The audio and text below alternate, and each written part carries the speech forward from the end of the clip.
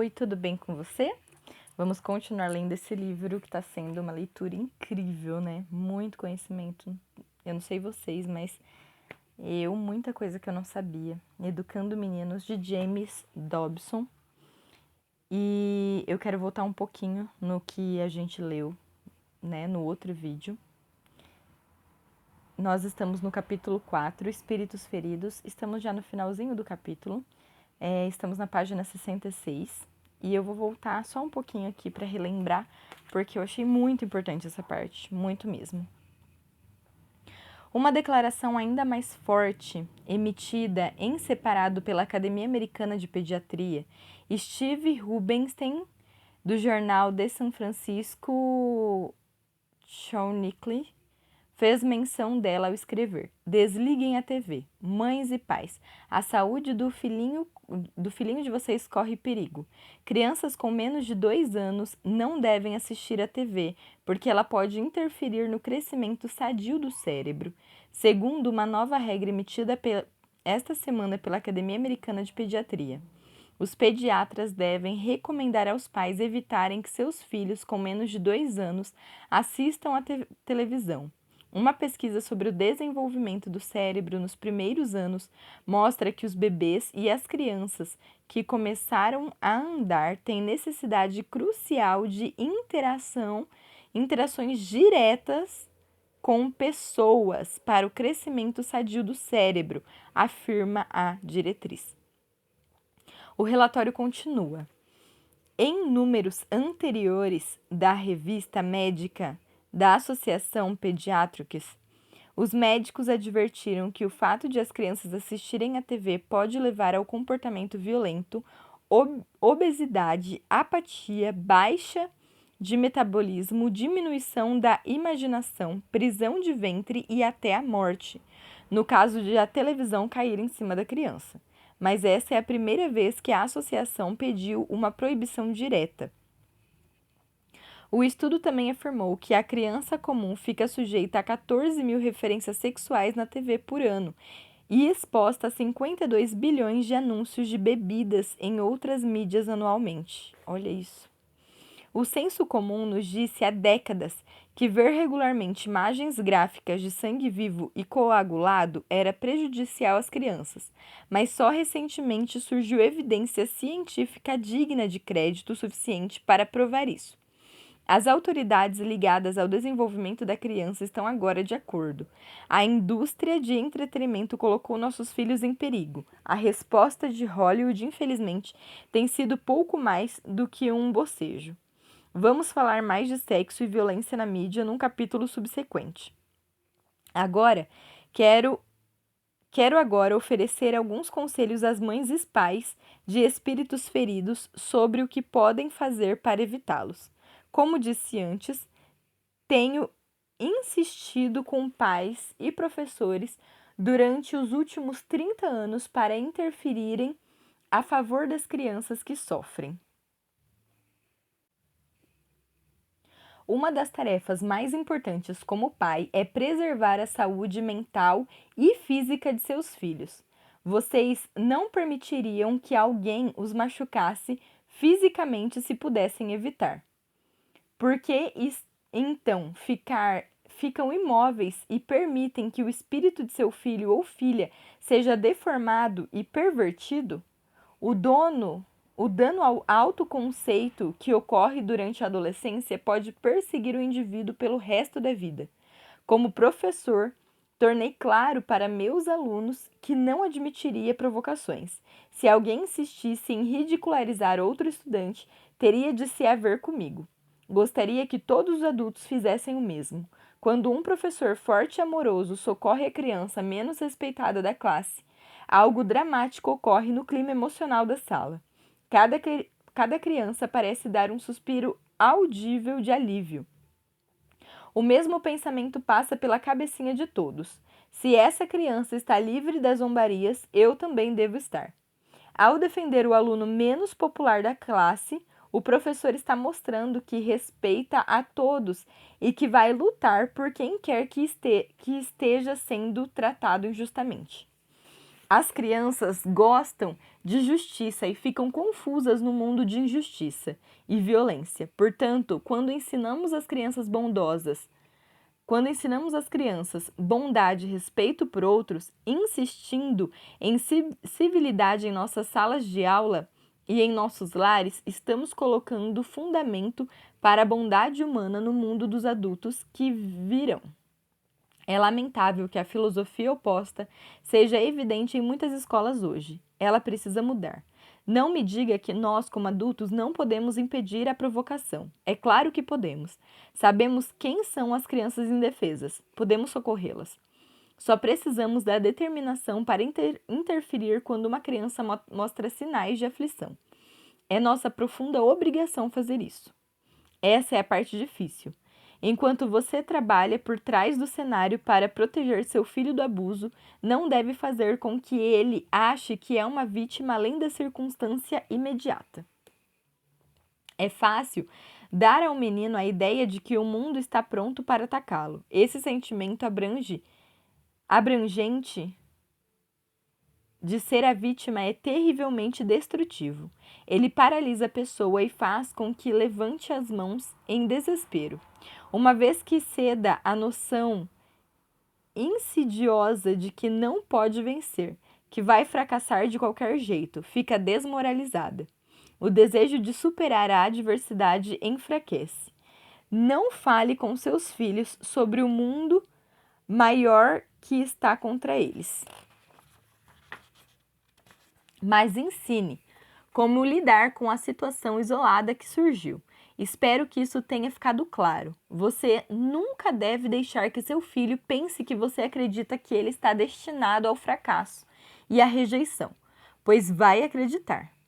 Devemos identificar também que as crianças e os adolescentes que parecem experimentar ódio contra si mesmos e nutrir profundo ressentimento e ira,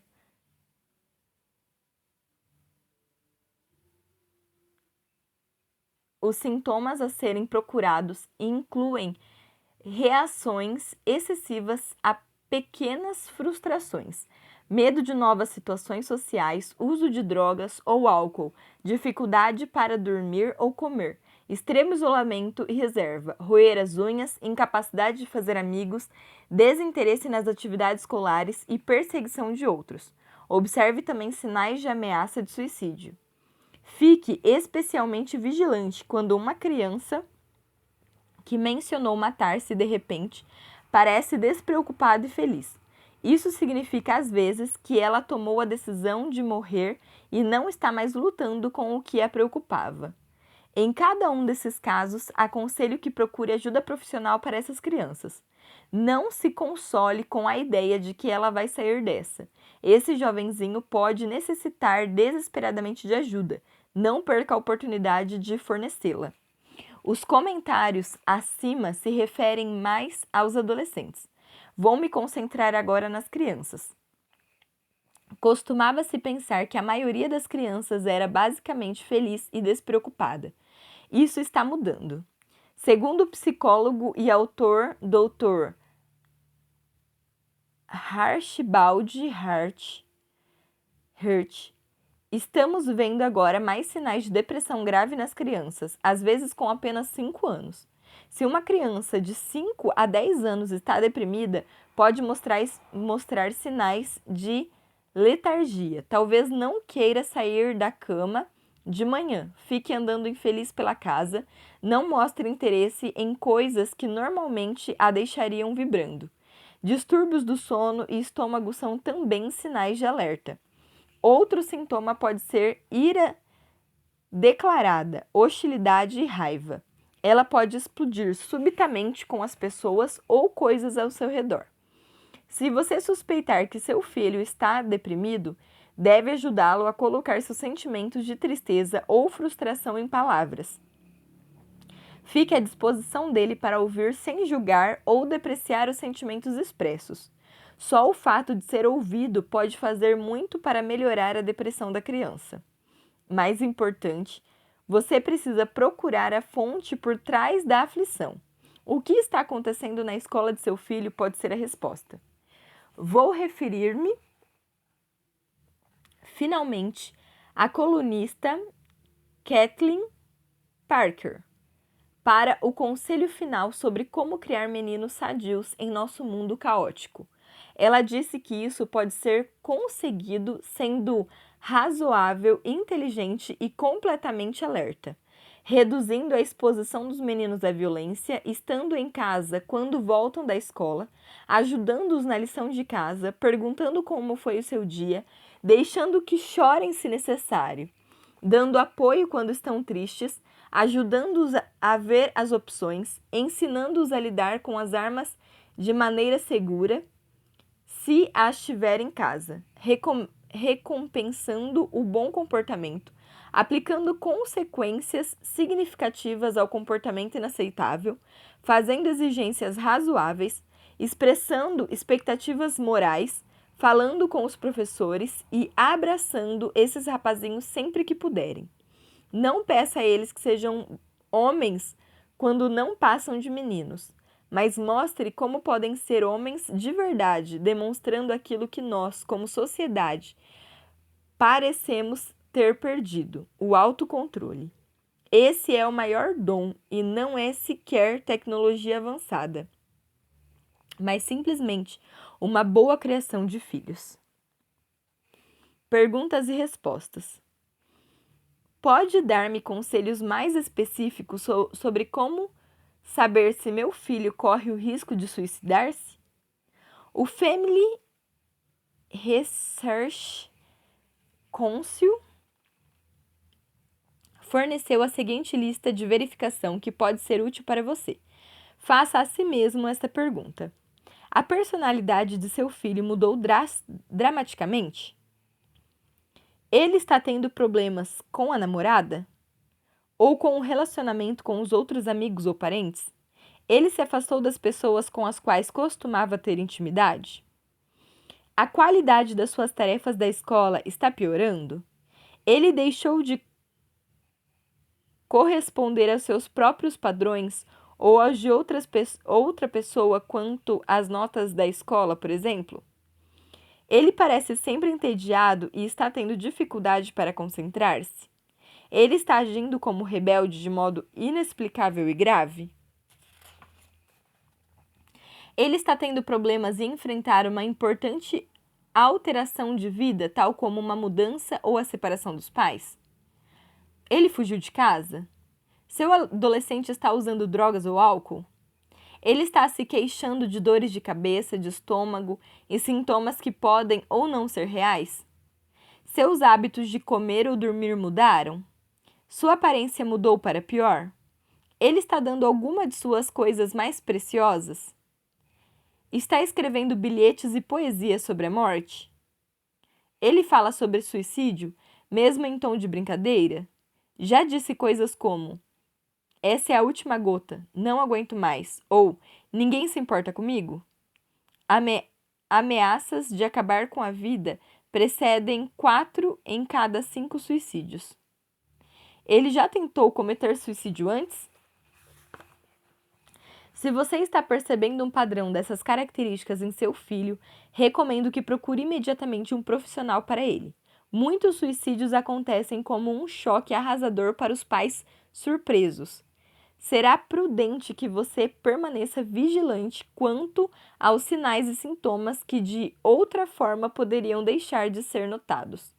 Ter uma família sólida e envolvida é o melhor preventivo, não só para o suicida em potencial, como também para a maioria dos outros comportamentos antissociais. Infelizmente, esse tipo de família é o que milhares de jovens não possuem. Meu filho começou a andar com alguns garotos da pesada que o iniciaram na maconha. Ele não nega o que está fazendo porque diz que é inofensivo. O senhor pode dar-me a sua opinião? Seu filho recebeu informações muito erradas que estão sendo passadas por aqueles que promovem a legalização da maconha. É uma mentira. O Dr. Harold Vaught, psiquiatra sênior da Menninger Foundation em Topeka, Kansas, deu a explicação certa. Ele disse, primeiro, que 5 cigarros de maconha têm a mesma capacidade de causar câncer que 112 cigarros convencionais. Segundo, a parte do cérebro que permite a pessoa enfocar, concentrar, criar, aprender e conceituar no nível avançado está ainda crescendo durante os anos da adolescência. O uso contínuo da maconha durante certo período de tempo vai retardar o crescimento normal dessas células do cérebro. Terceiro, um estudo conduzido pela Universidade de Colômbia revelou que as mulheres que fumam maconha ficam com o DNA, o código genético, bastante prejudicados. Foi também descoberto que os óvulos reprodutores são especialmente vulneráveis a danos provocados pela maconha. 4. Um segundo estudo dessa universidade descobriu que as pessoas que fumavam um único cigarro de maconha em dias alternados durante um ano tinham uma contagem de glóbulos brancos 39% menor do que o normal, prejudicando assim o sistema imunológico e tornando o usuário muito mais suscetível a infecções e enfermidades. Fumar maconha é um passatempo perigoso. Duvido que seu filho fique satisfeito com esta resposta, embora deva transmiti-la a ele. A sua motivação está provavelmente mais relacionada com a pressão dos amigos do que na crença de que a droga é inofensiva. O perigo está em que ele venha a graduar-se e passar a algo mais forte e que vicie mais. Se eu fosse você, faria tudo para afastar o meu filho da turma com quem está andando agora, mesmo que tivéssemos de mudar de casa. Ele está aparentemente no momento crítico da sua vida. E aqui termina o capítulo 4. O próximo capítulo é o capítulo 5, que o título é O Pai Essencial. Amém? Deus abençoe você, sua casa e sua família. Até o próximo áudio. Que você possa curtir, comentar, compartilhar e se inscrever no canal, tá bom? Deus te abençoe.